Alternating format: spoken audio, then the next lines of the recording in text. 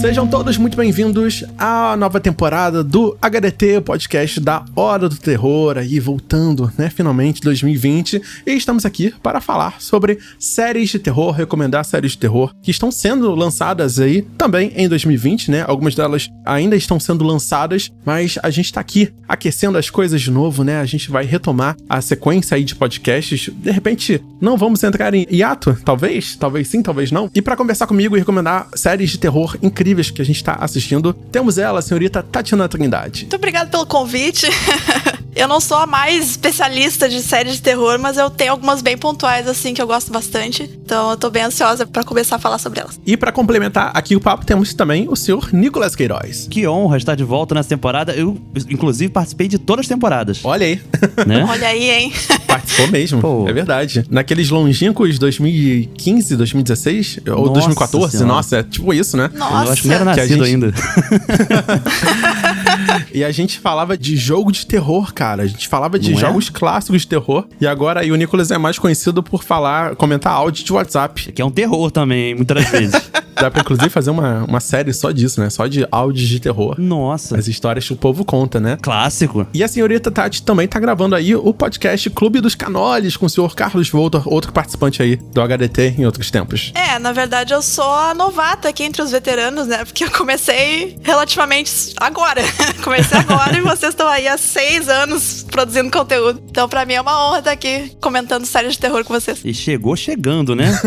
Queria eu ter começado o podcast com qualidade assim. Nossa, a gente tá gravando com um negócio doido, né? Tipo assim, microfone bom, fone bom, assim, a galera que sabe o que tá fazendo, né? Mas a minha intenção é continuar me divertindo, continuar fazendo isso com o máximo de qualidade possível pra você, ouvinte, que tá ouvindo a gente, poder também conhecer essas novas séries, essas novas recomendações. E fica aqui também meu convite pra você comentar, né? Interagir com a gente nas redes sociais, @nandotcom, o Nicolas Queiroz, né? Sem acento. Isso, exatamente. Tati, qual é o seu arroba? Trindade_Tatiana no Instagram. É o que eu mais uso. Aí, viu? Interage com a gente, né? O ouvinte deve interagir com a gente pra falar com a gente sobre Sim, por favor. Novos lançamentos, novos temas que ele quer ouvir aqui no HDT Podcast.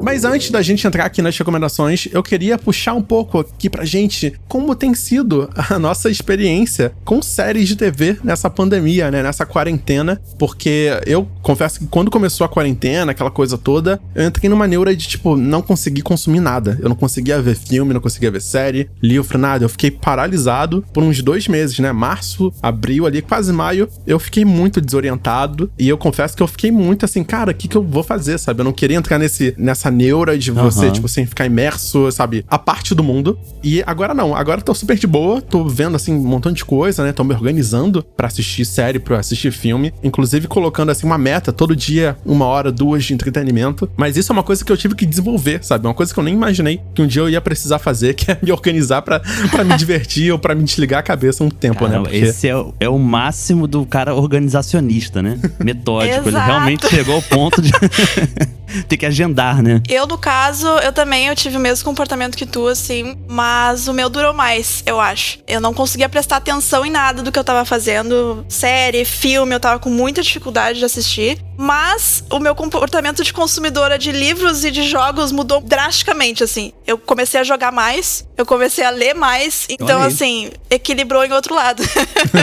E você, Nicolas, como é que tá isso? Cara, pra mim foi muito doido porque eu entrei em quarentena, mas continuei trabalhando, né? Fazendo home office. E com a mesma frequência que eu estava trabalhando antes. Então, assim, meio que eu tava sentindo que a vida tava a mesma coisa, só que eu tava preso dentro de casa, sabe? Ah, eu também.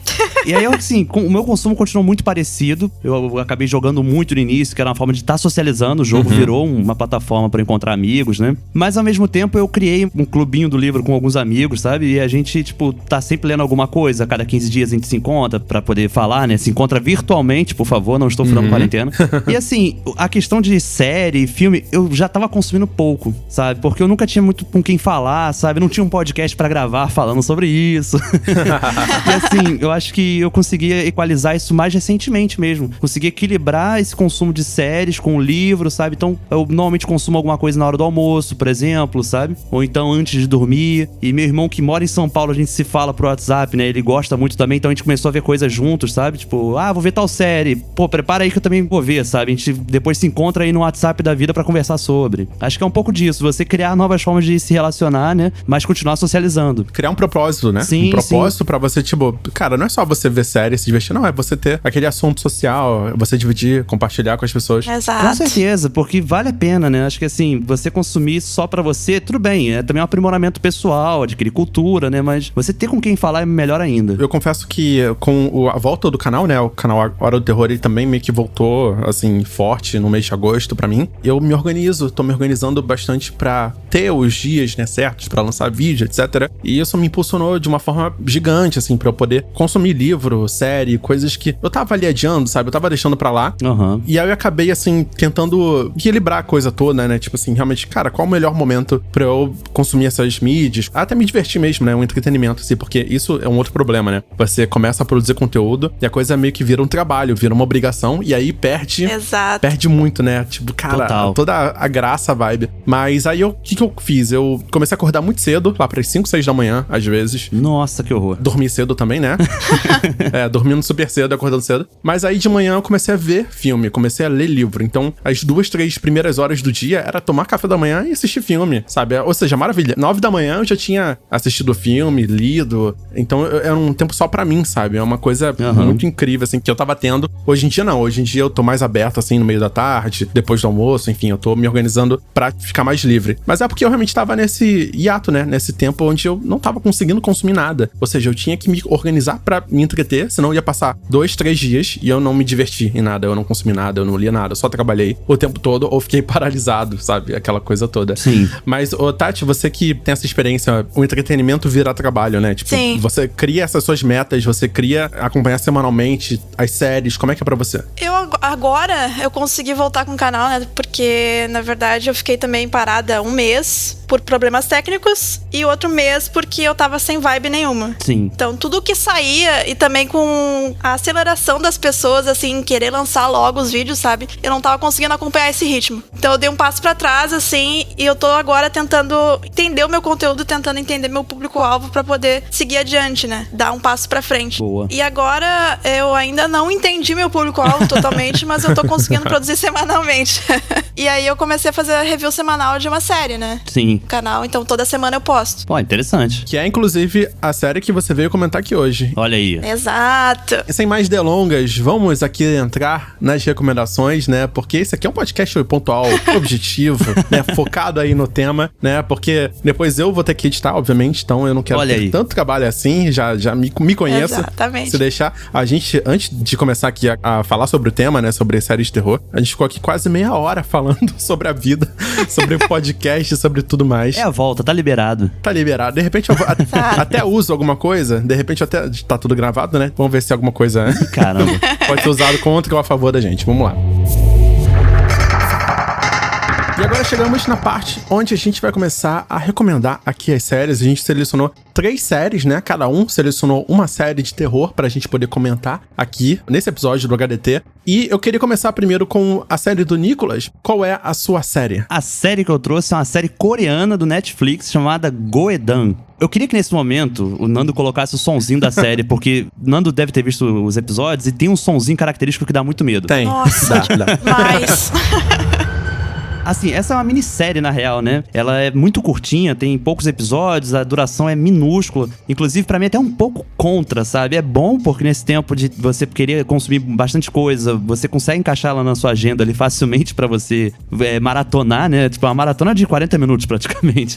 Sim. Mas, assim, o legal dela, saindo dessa questão da duração, né? É que ela traz aquele contexto clássico do terror de lendas urbanas. Cada episódio é independente, sabe? Cada um vai trazer uma lenda diferente. Algumas lendas são lendas conhecidas por nós aqui do Ocidente, né? Como a loura do banheiro, né? Tem essas referências assim. Alguém que entra no táxi e a pessoa já morreu, sabe? Mas também existem lendas locais, sabe? Tem um episódio que é bem bacana, que é o Dia Sem Som, só que não é som de volume, sabe? Música. Uhum. É um termo SOHN, som, que é um espírito malvado que ele vai perambulando no ano, só que em dias específicos. Então você não pode fazer mudança no dia que esse espírito estiver perambulando, sabe? Tem essa crença na Coreia Coreia. E existe até um calendário na Coreia pra você acompanhar as datas e, tipo, não dar esse mole, sabe? Então eu achei isso bem legal. Tem também um episódio que fala sobre elevador, um ritual do elevador que ficou muito famoso na internet uns anos atrás, sabe? Eu achei bem bacana porque ela aliou essa coisa de lendas clássicas, lendas locais, lendas de internet, né? E em tão pouco tempo e ao mesmo tempo com um trabalho bacana de fotografia, de maquiagem, de efeito. Quando eu ouvi que tu tinha escolhido Goedan, eu não sabia, não tinha ideia do que era. Olha aí. E aí eu comecei a assistir, assim, eu lembro direitinho, 1h30, né? Eu acordo cedo todos os dias. Aí eu comecei a assistir 1h30. Aí eu, nossa, gostei. Meu Deus, gostei de novo. E aí eu fui assistindo e era, sei lá, 2h, 2h15 da manhã, eu tava acordada ainda, né? E eu gostei bastante também dessa questão aí de trazer lendas urbanas. Aquele do segundo episódio, que é uma mulher de branco na estrada. Isso. Eu tenho um cagaço disso. É um clássico. É um negócio que me pega, assim. É um clássico. Quem nunca viajou de noite, né? Ficou Nossa olhando, né, senhora. pela janela do ônibus ou do carro. E aí eu fiquei assim, nossa, mas assim, ó, são coisas pontuais que me assustam. E essa série pegou em pelo menos 3 pontos, assim. Sim. No primeiro episódio, no segundo. Tanta montagem, assim, enquadramento, sabe? O movimento da câmera, assim, lento. Te dá uma aflição, assim. E aí eu gostei muito dessa série, mas eu também gostei dela ser curtinha. Porque ela vai direto ao ponto em cada situação, né? Entendi. Eu vou te falar que assim, eu gostei, mas eu queria um pouquinho mais, assim, pra mim, se todos os episódios tivessem em torno de uns 15 minutos, seria perfeito, sabe? Porque tem uns ali que tem 7 minutos praticamente. Sim. Se você contar com crédito, ele chega a 9, né? É, isso. Então, nisso eu não curti tanto não, sabe? Mas eu achei legal, porque ele, ao mesmo tempo, quem gosta de terror asiático, eu sou um fanático por esse gênero, né? Esse subgênero do terror. Eu acho que entrega muito bem a estética, sabe? Tanto dos espíritos, das aparições, das criaturas, o tipo daquele suspense do terror asiático, que ele é mais lento, né? É um crescendo, ele não tem câmera muito rápida, quase tudo é mostrado assim, tipo, e tu fica, caralho. Eu assisti ontem, né, pra poder gravar aqui o episódio hoje com vocês. Eu acho que no total deu menos de 1 hora, assim, de duração todos os Deu menos episódios. de 1 hora. É. São 7 episódios de mais ou menos 8, 9, 10 minutos. E o último episódio que é o de 15 minutos, que foi o maiorzinho e tal. Esse último episódio, ele é muito mais focado na religião local, né? Tipo, Isso. enfim. Folclórico mesmo. O folclórico é realmente muito mais focado na experiência, naquela coisa toda da Coreia do Sul em si, né? Uma coisa muito mais local. Talvez não se conecte muito com as pessoas em torno do mundo, né? Porque tem um contexto ali que a gente não pega tão bem quanto uma pessoa local. Mas eu gostei muito desse formato, assim. Parece mesmo curta-metragens, né? Que são histórias muito curtinhas que se fecham nela mesma. E aí, conforme vai passando os episódios, você começa a perceber que alguns dos episódios se passam na mesma escola. Sim, sim. E aí você tem uma conexão entre as alunas, né? Até a professora é a mesma, né? Nesses dois Isso. curtas diferentes. Então tem, acho, 3 histórias ou 4, não sei, que estão ali, assim, pinçados, né? Entre episódios que são separados, que cria meio que uma narrativa, né? Porque o primeiro episódio trabalha com uma garota, né? Uma estudante já morreu. E aí, nos outros episódios, você vai ver, né? Essa relação. Quem era essa garota? Que ela aparece em outro momento. Então, essa conexão eu achei muito legal, porque foi muito inesperada pra mim, assim. Ainda mais nessa estrutura, né? De histórias independentes, né? Você não espera ter que encontrar uma conexão, sabe? Exato. Eu só achei 2 coisas, né? Ele se apoiou muito em computação gráfica, que não foi tão bacana, não tão bem executada, Sim. né? Porque, enfim, é difícil, não é simples fazer as ideias que os curtas, as histórias queriam executar, né? Mas os efeitos práticos ficaram excelentes. Algumas cenas ali realmente ficaram visualmente muito boas, muito violentas até. Mas confesso que pelo menos uma das histórias, a computação gráfica me tirou bastante, assim, do...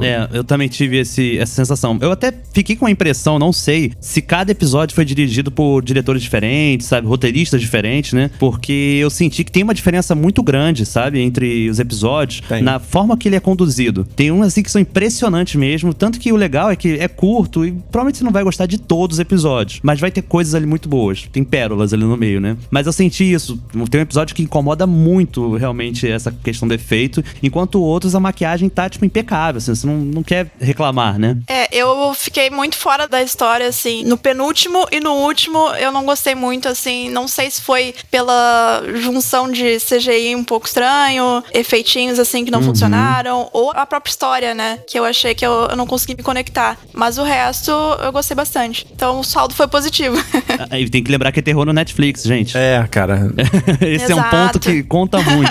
Eu lembro que quando eu acabei de ver essa série, eu pensei assim, eu acho que essa série é uma nota 6,5 pra 7, sabe? E aí eu lembrei, falei, não, peraí, é terror Netflix, gente. Então acho que pode ser uma nota 8.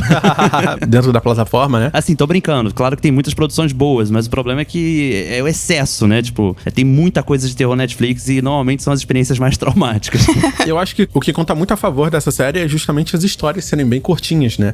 A temporada inteira você poder assistir rápido é uma coisa que não cria um comprometimento longo, tipo 2 horas, que é um filme, ou uma série de 10 episódios, 9 horas de série, sabe? Nossa, total. Não, em uma hora você mata tudo, você vai ter várias histórias. Algumas você vai gostar, outras você não vai gostar tanto. Mas passa rápido, né? Isso é o legal, passa rápido. E aí fica nessa vontade, né? Putz, e se eles tivessem mais grana pra fazer episódios assim, sabe? Então, tipo, próxima temporada pode ser com maior orçamento. Verdade. Sabe? Com essa pegada. Então isso é o que abre a possibilidade, né? E outros países fazerem, né? Por que não lendas urbanas de outros países da Europa, também da Ásia e aqui da América Latina, com certeza caberia muito bem. Concordo. Só o último detalhe, essa série chamou um pouco de atenção, assim, no meio da galera que gosta de K-pop, porque tem alguns artistas aí de grupo de K-pop, alguma coisa assim. Sim, tem um diretor também que ele dirigiu um videoclipe famoso de K-pop também. Eu fiquei me questionando isso por ser coreano, né? E diversas vezes os idols coreanos, eles participam de doramas e tudo mais. E eu fiquei me questionando se nessa série teria, né? Eu não acompanho muito K-pop, mas eu conheço... Eu também não acompanho. Essa versatilidade, tem essa versatilidade dos artistas. Mas é super importante, né, pros artistas eles participarem, ganharem visibilidade. Outra coisa que eu não cheguei a comentar, mas é que, tipo, essa é uma série que tem uma pegada muito forte pra público adolescente, sabe? Ela tem um apelo, assim, às histórias, o contexto, né? O tipo de susto, né? Porque ele tem som, tem barulho, etc. Então, eu acho que ele ganha esses pontos aí pra galera bem mais jovem. Se você é um cara mais velho, uma mulher mais velha, que já tá aí, tipo, veterana de filmes de terror, você vai achar bobinha, porque são coisas previsíveis, enfim, são histórias, são curtas, né? Mas se você tiver parentes mais jovens, você quer introduzir a pessoa ao mundo do terror, apesar de que algumas são bem pesadas, eu acho, são meio assustadoras, mas assim, é voltado sim pro público, eu acho, mais jovem. Eu tô checando aqui na Netflix, a classificação etária é 16 anos, mas eu acho que, não sei. Eu acho que algumas mortes lá, né, elas são muito violentas. Muito gráficas, né? Exato. Então talvez seja por isso. Principalmente com a região da cabeça. Eles gostam, assim, de utilizar a cabeça de qualquer jeito, assim. Então eu acho que é por isso que tem essa classificação. Mas o jovem gosta, o jovem... O jovem gosta de ser impressionado. Mas eu não posso nem falar aqui quantas vezes eu fui no cinema com carteirinha ali. Olha aí. Revelações. Revelando revelações. Tá tudo sendo cortado aqui agora na edição. Muito bem. Alô, polícia! Já prescreveu. Opa, já foi. A segunda série que a gente veio recomendar aqui hoje é a série que eu escolhi, que é uma série que, na verdade, eu comecei a assistir ela recentemente, eu tô no episódio 2 aqui, já terminei e tal, mas eu queria muito falar sobre ela porque é uma série que me surpreendeu muito, pegou de jeito, que é The Outsider, ou só Outsider, da HBO, que lançou aqui no Brasil com esse nome, e é uma série adaptando aí o livro do Stephen King, lançado em 2018. E é uma série de policial, de investigação, de um crime bárbaro que aconteceu, a morte de uma criança, de um garotinho, né, que foi uma morte brutal numa cidade pequena, e o investigador, né, chamado Ralph, ele começa a tentar decifrar ali o que poderia ter sido, né, a morte dessa criança e tal, os detalhes, e logo ele toma uma decisão de prender um treinador de uma equipe ali juvenil de beisebol. Olha aí. Essa prisão, ela acaba sendo um gatilho pra todos os acontecimentos da série, porque esse investigador, então, ele tá meio que fazendo isso uma vingança pessoal. Só que aí acontece a grande genialidade aí do Stephen King, que é justamente você colocar o suposto criminoso em outro lugar. Ele estava em outro lugar ao mesmo tempo que esse assassinato aconteceu e teve também testemunhas e viu ele lá também. Então, a série, ela começa num tom extremamente sério, extremamente humano, inteligente e detalhista, né? Todos os passos imagináveis de uma investigação policial são cobertos ali. Todos os personagens são muito inteligentes, estão lutando pra conseguir a verdade. Nos primeiros episódios, você vê que tem uma coisa muito errada acontecendo, uma coisa muito fora. E aí, a partir do terceiro episódio, que é o episódio que eu vou assistir logo em seguida, a gente traz uma investigadora, né, uma especialista, que é uma das grandes estrelas aí dessa série, que foi muito elogiada, que ela é uma investigadora mais excêntrica e ela começa a trazer os elementos sobrenaturais pra esse caso. Então, no primeiro episódio ele é muito sólido, no segundo episódio ele já vai introduzindo ali uma possibilidade de ser uma coisa que não é natural. Isso. E aí no terceiro ele já cresce aí, uma minissérie de 10 episódios, isso é muito bacana, porque é uma história fechada, né? Sim. 10 episódios, acabou a história, HBO adora fazer esse formato. Faz muito bem, por sinal. Faz sim, é incrível. E então ele dedica esses 2 2 primeiros episódios pra ver o quê? O lado humano dessa história, né? Porque quando esse pai de família, esse cara, esse treinador aí de time de beisebol infantil, ele é preso, ele tem filhas, ele tem uma esposa, a comunidade ama ele. E ele é acusado de ter matado uma criança, assim, com todos os detalhes e testemunhos, etc. Então isso, cara, estraga a família dele. Isso impacta bizarramente na família da criança que morreu.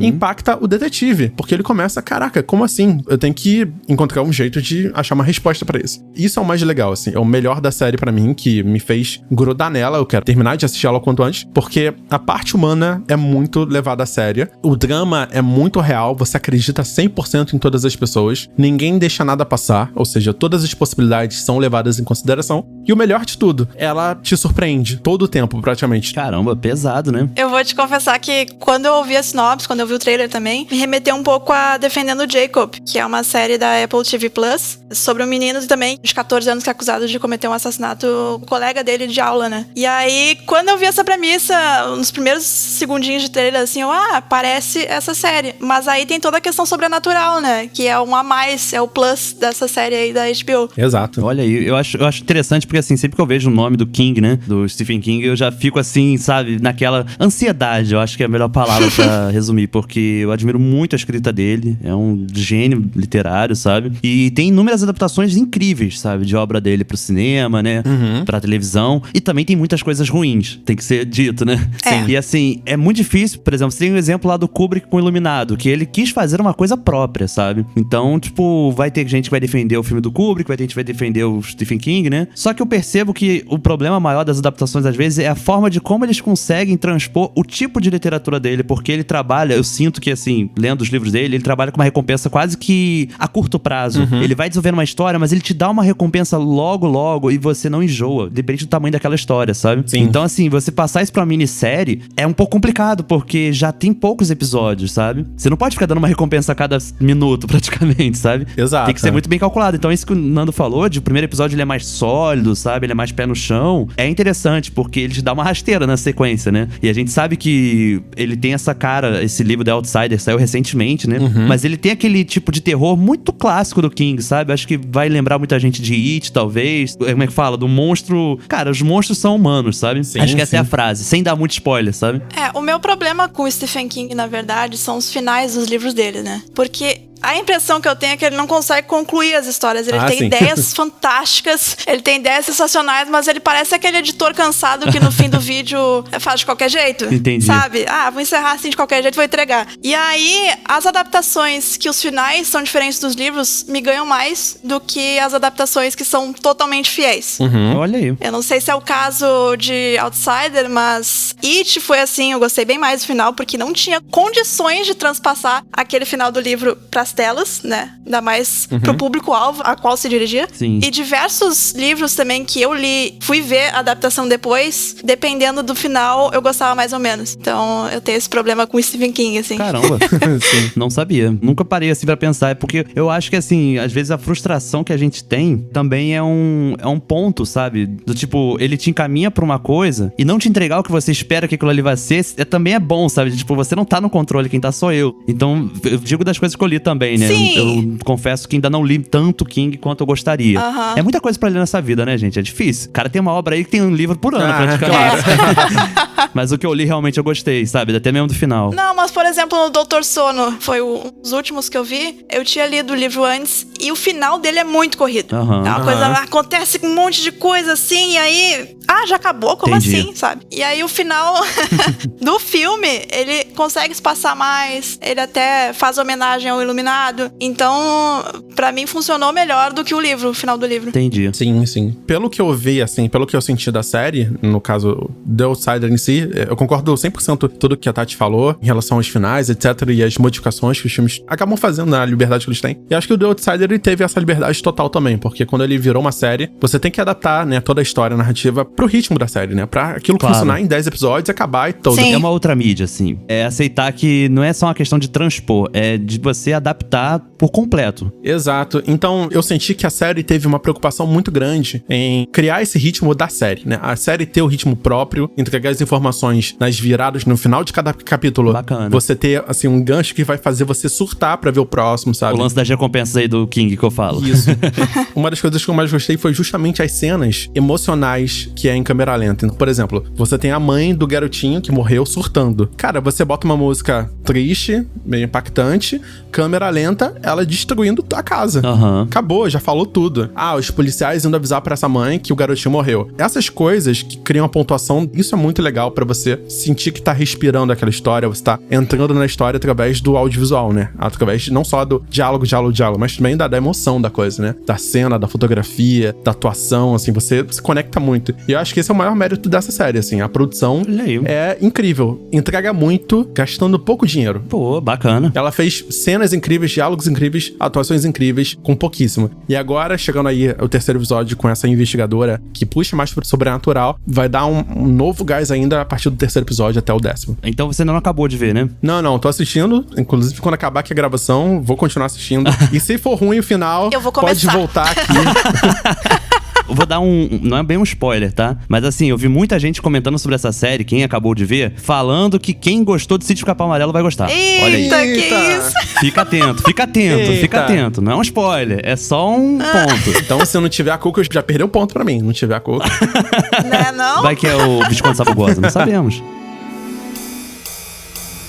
E agora, finalmente, vamos para a nossa terceira e última recomendação. Eu acho, o melhor pro final, assim. A série que a gente mais tá ansioso pra assistir, comentando certeza. pra caramba, né? Tá sendo lançada ainda episódio cada semana, cada domingo, né? E é a série que a Tati veio recomendar aqui pra gente hoje. Tati, fale um pouco da sua série. Então, Lovecraft Country também é uma série da HBO, né? Ela tá sendo lançada agora semanalmente. E ela vai acompanhar Atticus Black, que é o protagonista. Primeiramente. Por que primeiramente, né? Porque tem 3 personagens principais aí. E aí é uma série antológica. Ou seja, os 2 primeiros episódios vão tratar de um grande monstro do Lovecraft, né? E depois ele vai passar pra uma vibe totalmente diferente, de sobrenatural, mais de fantasmagórico, né? Não tão de monstros. Mas, o que é mais interessante nessa série, como ela é ambientada nos anos 50, tem a questão muito forte do racismo, né? O racismo, ele vai andar tangente à narrativa. E isso é muito interessante porque o Lovecraft é factualmente racista, né? Sim. Todo mundo sabe que ele era um autor racista. Então a narrativa trabalhar os personagens de um autor racista dentro de uma série que tem tangenciado o racismo, né? Nos anos 50, eu achei fantástico. Já começou daí, né? E aí, o Atticus, ele tem a Letitia, que é a amiga dele, né? E o tio Jorge, que eles vão numa viagem em busca do pai desaparecido do Atticus, em toda aquela coisa do país com as leis de segregação racial, né? Então, a princípio, pode parecer um sobrenatural, assim, a série, né? Do Jensen Ackles e tudo mais. Mas é uma vibe totalmente diferente. Exatamente porque trata dessas questões do racismo, né? E também tem vários easter eggs escondidos na série. Porque até o terceiro episódio tem alguns fatos entre a narrativa que são fatos reais, que aconteceram na década de 50, né? Na década de 40 também. Sim, verdade. Um deles é no terceiro episódio, que a gente conhece ali a casa mal assombrada da Letitia, né? E tem um menino jogando o tabuleiro de Ouija. Esse menino realmente existiu. E ele não jogou tabuleiro Ouija, mas ele viajou pro sul dos Estados Unidos, né? E ele foi brutalmente assassinado lá. Então é uma homenagem pra ele. Caramba. E é um easter egg também pra quem conhece a história racial dos Estados Unidos, né? Então é uma série que eu tô gostando muito. Eu tô analisando semanalmente ela, episódio por episódio. Eu tô gostando bastante. A atuação, fotografia, a maquiagem, os efeitos práticos são sensacionais. Tem uma cena no terceiro episódio também que eles deixam 7 segundos assim em tela, de tão perfeito que tava, sabe? Eu falo, vamos contemplar aqui. Vamos aproveitar, né? Mas o CG peca em alguns momentos. Então, assim, em equilíbrio, narrativa, maquiagem e figurino, ela funciona super bem. Mas tem que ignorar certos CGIs ali, né? Sim, exatamente. Eu acho que o que mais me impactou, assim, na série, né? Quando você começa a ver do primeiro episódio, é o quão ambiciosa ela começa a ser, né? Tipo assim, porque você imagina que é uma história onde você vai procurar o pai do Atticus, né? Começa assim, dessa forma. E aí você reúne essas 3 pessoas pra ir atrás. E, cara, a série, ela tem uma pegada muito dramática, muito histórica, muito contextual, né? Ela começa assim, você tem aí situações muito sociais, né? Da segregação racial. Você, foca em vários temas sensíveis mesmo, né? Sobre sexualidade também. E, cara, e aí do nada, lá pro final do primeiro episódio, acontecem umas grosserias.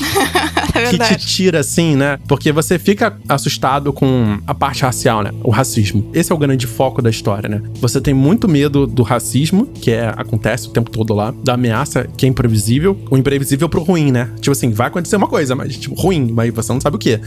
Isso é uma coisa que é legal, que foi muito bem construído ao longo desses 3 primeiros episódios, né? O racismo, ele é muito mais ameaçador, muito mais real do que a parte sobrenatural. A parte sobrenatural, ela é grosseira, ela é assustadora também, mas eu acho que o racismo consegue ser ainda mais. Exatamente, Nando. Eu ia falar isso também. Me impressionou muito. Ainda mais, o primeiro episódio, assim, uma obra de arte, esse primeiro episódio, sabe? Nossa. Por toda a ambientação, tudo, assim. Eu só ficava pensando, cara, isso foi muito caro de fazer. Me passava isso toda hora pela cabeça. Mas esse ponto é fundamental e é o dedo do Jordan Peele na produção, né, cara? Porque ele tem essa coisa de, tipo, desde Corra, como que ele conseguiu mostrar a questão da luta racial e do medo, sabe? Eu acho que nunca tinha visto uma obra até então, dependente da época que ela foi feita, que mostrasse o racismo como um filme de terror, que é um filme de terror da vida real. Mas aqui eu acho que vale ressaltar que, na verdade, a showrunner é a Misha Green, e ela tá fazendo um trabalho excepcional. Com certeza. Isso. Então, o Jordan Peele falou numa entrevista mesmo que ela é uma artista, assim, que ela é muito absurda e que ela tá fazendo um trabalho excepcional, assim. É uma série que foi muito bem pensada, muito bem trabalhada, né? Ao mesmo tempo, eu sinto que, às vezes, parece que ela não foi feita pra gente, né? Pras pessoas brancas, sabe? Eu fico sentindo isso. Sim. É porque tem tanto contexto, né? Tem tantos coisas óbvias pra pessoas negras, né, que vivem o racismo, né, que a gente, nós como brancos, a gente surpreende. Se surpreende, cara, pra caramba. É verdade. Cara, como assim? Por que isso tá acontecendo, sabe? E aí você começa a se conectar muito com esses personagens, né, a viver a realidade deles, e você começa a entender o racismo. Você começa, tipo, a viver esse racismo junto com eles e se indignar junto com eles, né? Exatamente. Indignação eu acho que tomou a maior parte do tempo com certeza. que eu assistia, sabe? Você tem os dramas, né, você tem ali um romance, você tem, sabe, outras coisas rolando, como qualquer outra pessoa vive, né? E além dessas coisas, ele te põe o racismo nesse meio, nessa mistura. Então isso é o que torna a coisa mais, eu diria, mais próxima da gente, né? A gente se aproxima, verdade, não pela cor da pessoa, mas porque a gente sente a mesma coisa, a gente pensa as mesmas coisas. E aí no meio tem esse racismo que, cara, não deveria estar lá, sabe? E ele tá lá naquela época, né? Aquele contexto histórico, e continuam até hoje. Isso é o mais bizarro, assim. As coisas que acontecem, grosseiras, que supostamente é numa época aí da década de 50, que era uma coisa onde o racismo tava muito presente, era presente o tempo todo. Cara, as coisas que essa série representa, ela com certeza é muito mais leve do que realmente acontecia. E até a questão do racismo, não que a gente também tá vendo os episódios recentes, né, dos Estados Unidos, desde George Floyd e tudo mais que vem acontecendo, né? Mas a diferença, eu acho, do racismo daquela época pro de hoje é a questão da lei, né? É a época do Jim Crow Laws, né, que eles falam, das leis de Jim Crow, na qual você tem ali determinado, aqui essa parte do ônibus é pra negro, essa aqui não, sabe? Esse bebedouro é pra negro, esse aqui não, sabe? Então é muito escancarado. E uma coisa que eu achei muito incrível da produção dessa série é que às vezes a gente gosta de admirar quando alguém explica uma cena através de um take. Por exemplo, o cara filmou, acho que pra dar um exemplo bem clássico, eu vou recorrer ao filme Janela Indiscreta, do Hitchcock. Você tem uma cena que mostra a câmera passeando, mostrando o jornal da corrida, as fotos que o cara tirou, e você entende que ele sofreu um acidente naquela corrida, que ele é um fotógrafo, tá em casa agora preso. Então a fotografia resolveu uma questão de roteiro, sabe? Em pouco tempo ela conseguiu te contar. No caso de Lovecraft Country, eu percebi que, assim, é um conjunto de tudo. Tipo aquela cena da dança no primeiro episódio, que a gente vê a Letitia e a irmã dela, né? Aquela cena é fotografia, é cenário, é música, é trilha, é atuação, sabe? É a direção, é assistência à direção, porque tem muitos figurantes, é tudo, sabe? Parece que tudo convergindo pra mesma coisa, assim, pro mesmo ponto. É de uma naturalidade que você esquece que você tá vendo uma série de fato. Eu não digo assim, de você esquece que tá vendo uma série e acha que tá vendo um filme. Não, você esquece que tá vendo uma ficção. Essa que é a parada. Você se vê ali dentro. É que tá, eu acho que é uma coisa que até faz a gente começar a questionar onde é que entra a parte sobrenatural nisso, né? A parte mística, a parte, sabe, de terror. Porque o primeiro episódio com certeza teve essa divisão muito grande. Já no segundo episódio, enfim, focou em outra coisa. E aí a terceira, ele puxa a casa mal-assombrada pra vizinhança racista, enfim. Você começa a separar toda essa parte sobrenatural das cenas que são realmente as cenas de terror social, a opressão social. talvez a série possa agradar, sim, muita gente, atrair muita gente por causa do sobrenatural, né? Do susto, do medo, etc. Mas, cara, o que vai fazer a gente se conectar com as pessoas é o quão real elas parecem. Com o real a gente entende elas, a gente se coloca no lugar delas e, cara, isso é muito poderoso. A gente vai ter que enaltecer aqui a atriz que faz a Letitia Lewis, porque, cara, no terceiro episódio, nos primeiros episódios ela é muito incrível, mas no terceiro episódio, que é todo focado nela e na casa mal assombrada que ela acabou comprando, cara, essa é uma atriz que ela, tipo assim, teve uma força, um destaque tão brutal, assim, tão grande. Essa é a atriz Journey Smollett, acho que é assim que se fala. E, cara, tem pôster dela no Twitter, tem muita coisa, assim, dela, assim, sendo divulgada, de representatividade, de força feminina, de ser uma mulher negra e tal. Então, assim, é uma personagem que conquistou, sim, os fãs, né? Até as pessoas que não estavam levando tanto a série nesses tempos, assim. Cara, esse terceiro episódio veio pra arrebatar os corações de todo mundo. Por isso que eu falei no início que o Jonathan Majors, ele começou protagonismo, né, da série, e ela, nesse terceiro episódio, pegou pra ela, assim, pegou na dança. É meu, protagonismo é meu. Com certeza. Então, pra mim, ela é a protagonista agora, sabe? Ele é um personagem secundário. Acho até que os episódios, pelo menos eu sinto que a tendência vai mostrando a história rodando, né? Pode ser que algum outro personagem tome esse protagonismo, mas é imprescindível a questão de como que ela rouba a cena, assim. Quando ela tá em cena, você fica realmente, tipo, muito atento, né? Porque a atuação que ela entrega é muito boa, sabe? Às vezes é uma troca de olhar dela. Eu fico arrepiada. No primeiro episódio mesmo, quando ela tá no carro, tem umas trocas de olhares ali que, tipo, já tava entendendo o que tava por vir antes de sequer acontecer, sabe?